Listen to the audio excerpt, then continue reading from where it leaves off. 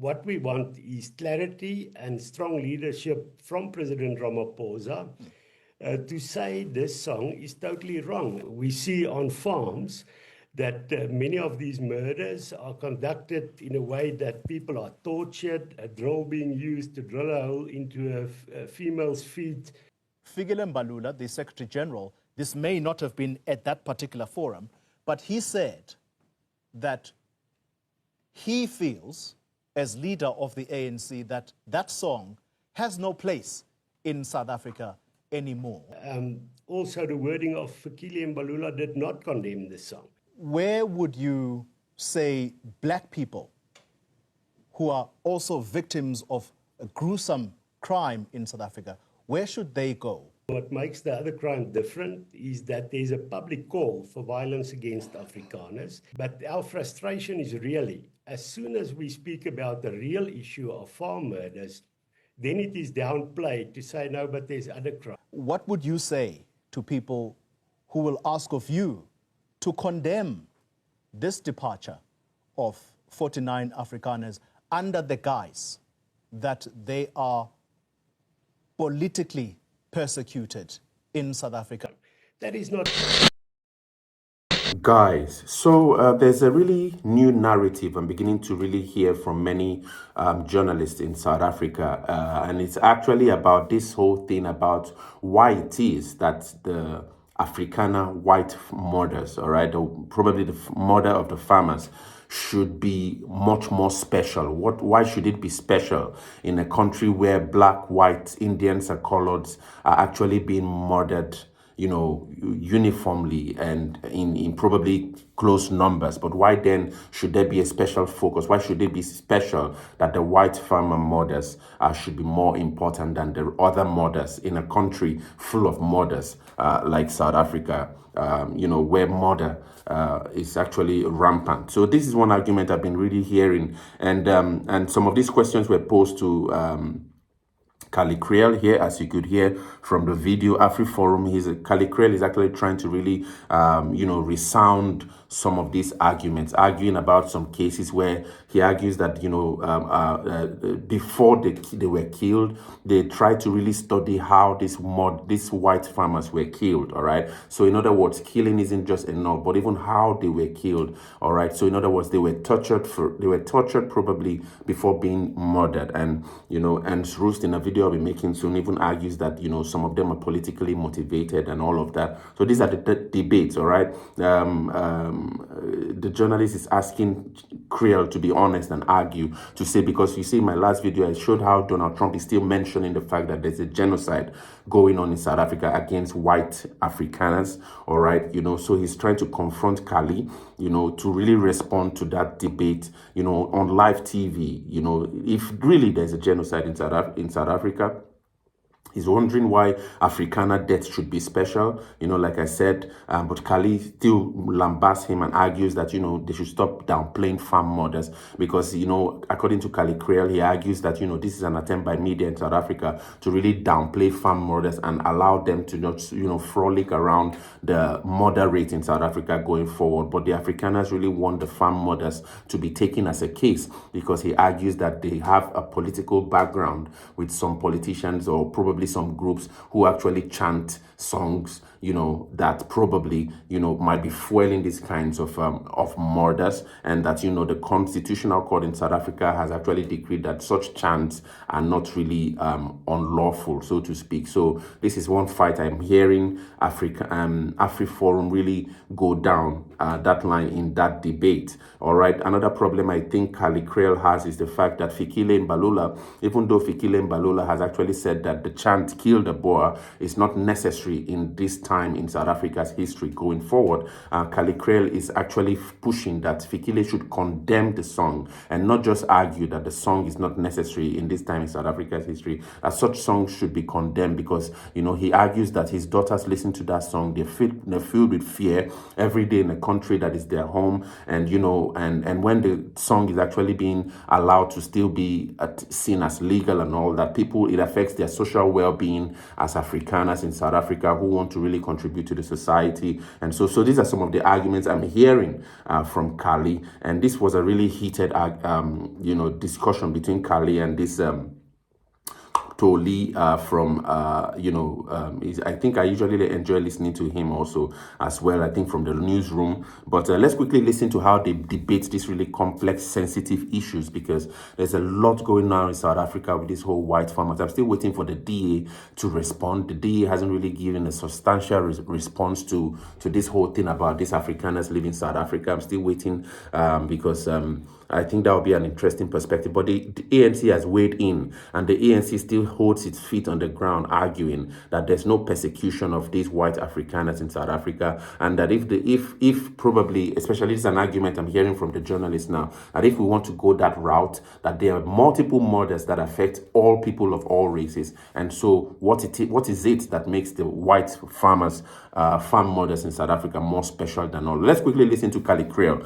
respond to some of these really complex, difficult, sensitive questions, and share your thoughts in the comments. We are going to continue this conversation because Kali Creole, he is the CEO of AfriForum, has joined us to talk further, particularly around the departure of 49 Afrikaners who are scheduled to land in the United States at any moment, really. Mr. Creole, good evening to you, and thank you very much for your time. Let's first try and tackle what is going on right now. The statements from President Trump addressing reporters a short while ago, and he says that there is a genocide in South Africa against Afrikaner people. What would you say to President Trump? Yes, good evening to you, sir. You're welcome to just call me Kali. Well, the fact is we don't use those terms, but there is a real problem. We have a situation in the country where the only category of crime that is called for publicly is, for instance, murders of farmers and Afrikaners who have killed the Boer Chant. We know that these people that have left the country have a legitimate concern that the South African Constitutional Court did not protect Afrikaners against this. We have the president not condemning these kind of chants. We see on farms that many of these murders are conducted in a way that people are tortured, a drill being used to drill a hole into a female's feet, blow torches, irons, and hot water. So those are the real issues. But unfortunately, the debate seems to go about, is it a genocide or not? The real issue is, let's recognize that this is a serious problem, and not like President Ramaphosa going around the world and saying there's no such thing as farm murders. So I think this is an issue that should be a nuanced debate. I think it's important that President Trump meets with President Ramaphosa.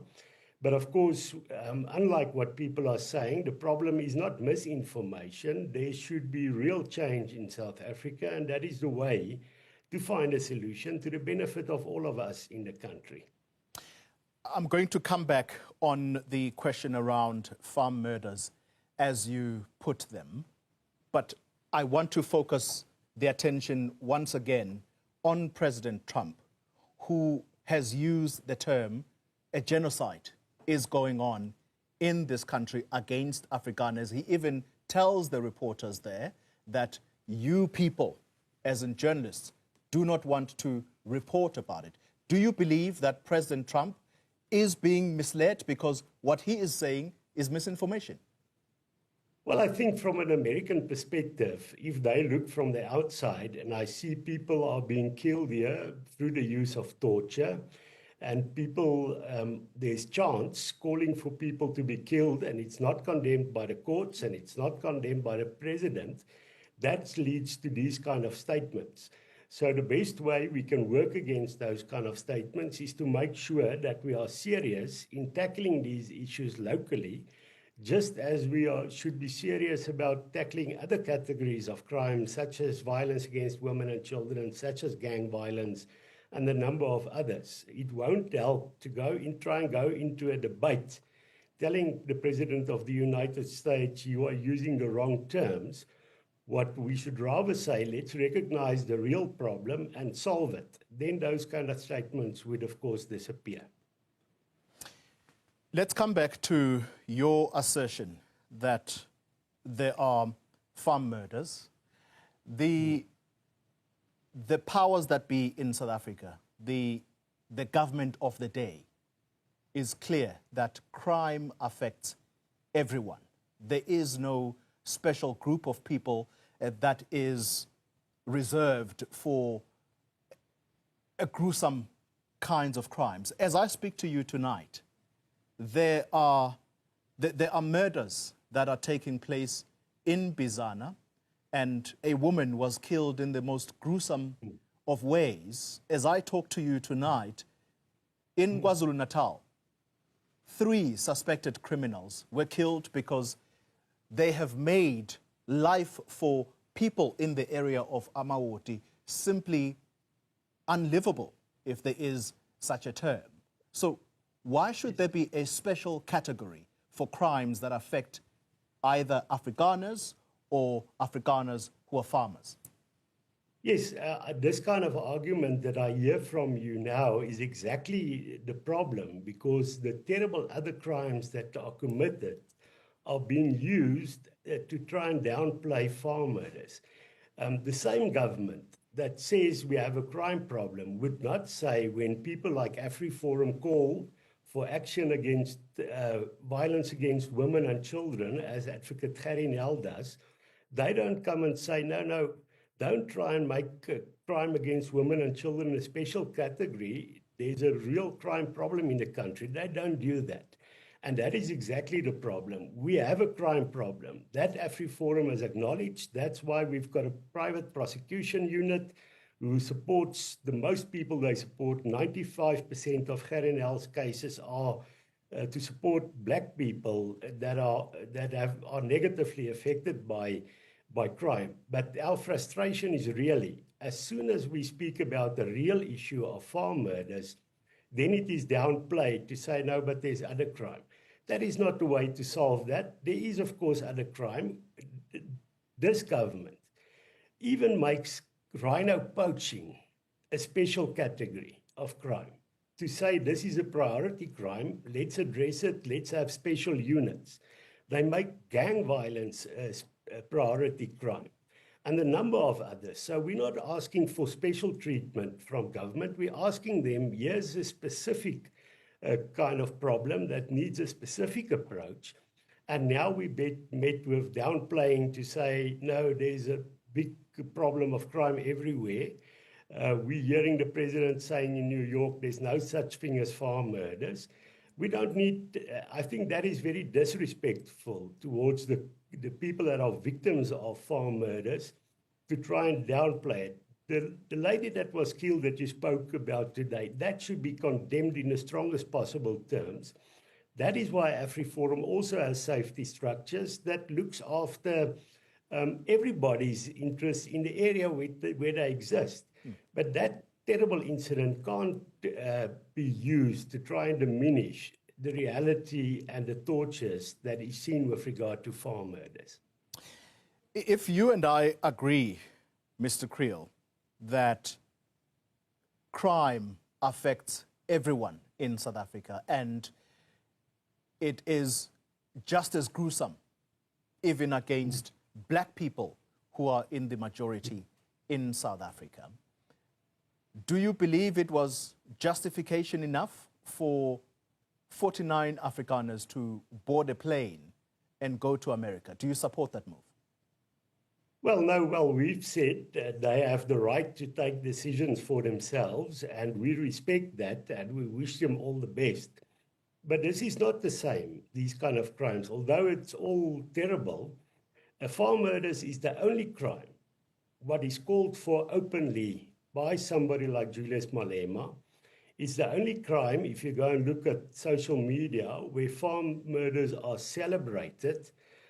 So there are serious problems in that regard. But of course, it's not only farm murders. We've seen under the current ANC-led government, Kalikriel? It's called the Government of National Unity. We've Kalikriel, seen property I'm rights sorry. disrespected and a number of other issues disrespected. I have to interrupt you, and it is purely on the basis that you are using the song, which a court has said it does not amount to hate speech. Now, you are inserting that song and saying it is used to celebrate what you say are farm murders. And I'm saying to you, that is wrong. And if I didn't challenge you on that, I would not be doing my job. So are you going to continue to repeat that? Yes, most definitely so. And that is exactly the reason why some Afrikaners feel it necessary to leave the country, exactly because a court found it is fine if somebody sings or chants that Afrikaners should be killed. I have children, they hear these chants. It disrespects their dignity. It really installs fear amongst people. And we're not going to say, you know what, the Constitutional Court ignored the fact that the judge in the appeal court was totally biased against AfriForum previously, did not want to recuse herself. We cannot remain silent if a court says it's fine that people chant that we can be killed. So I'll continue to say that. And this kind of issue, with the court not protecting the human rights of Afrikaners in this regard, is exactly why people want to leave the country, and that we need to solve. The government can't change the court's decision, of course not. But what President Ramaphosa at least can do is to condemn farm murders in the strongest possible terms, to make sure, like other categories of crime, it becomes a priority crime. And of course, then also look at issues such as the new regulations with regard to race that brings in stringent quotas. Those kind of things need to be addressed. And we are willing to participate in discussions with the ANC and government, and we have already started to do so to see if we can find some kind of solution. Yeah.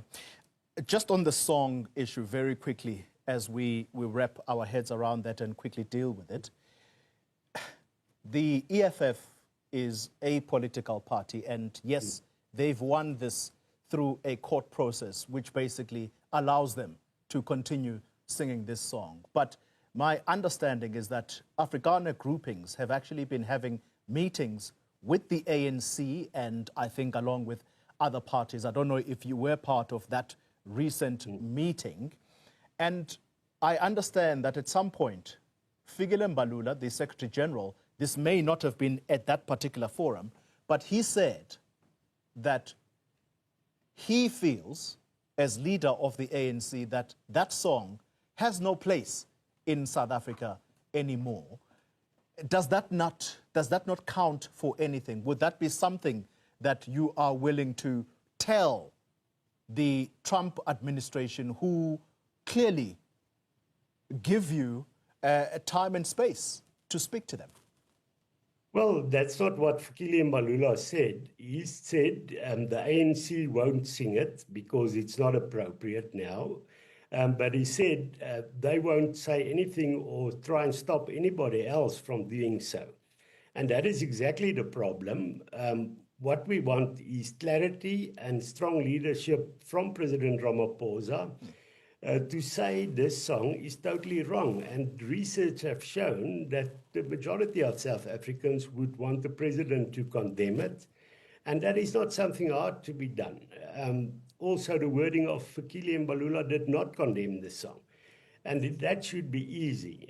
If they refuse to do even something simple like that, I think people are losing confidence. And that is, of course, one of the reasons why we see people leaving the country. Afrikaners, let me be clear, cannot survive as a cultural community in the US or any other country. That is why I'm not leaving. We respect those that want to leave.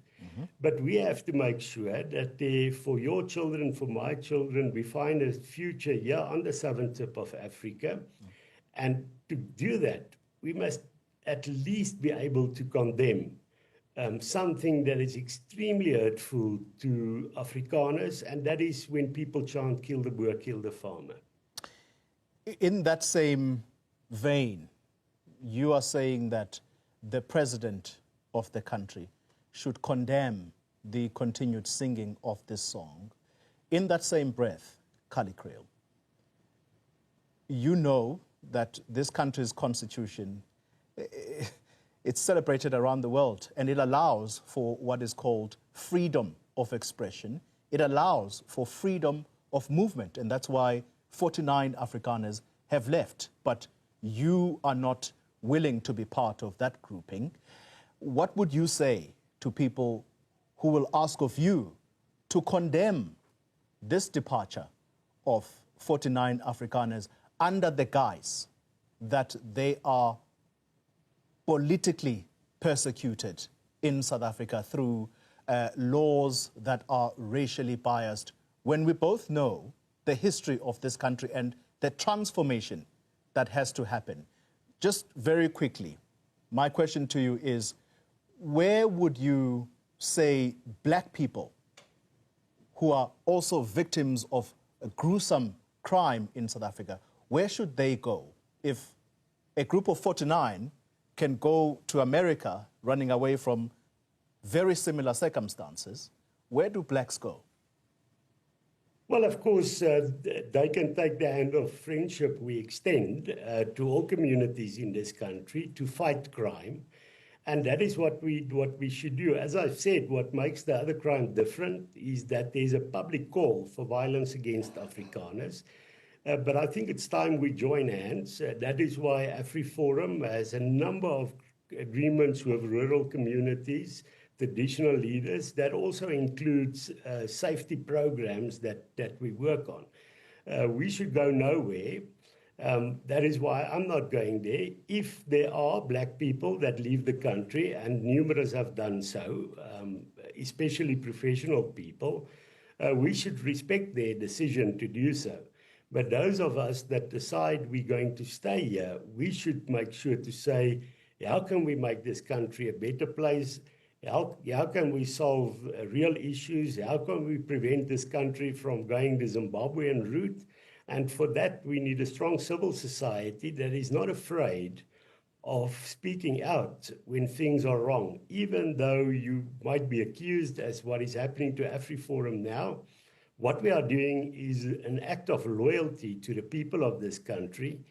We're going to fight with what we have against policies that not only affects middle-class people, also poor people, corruption and all those kind of things.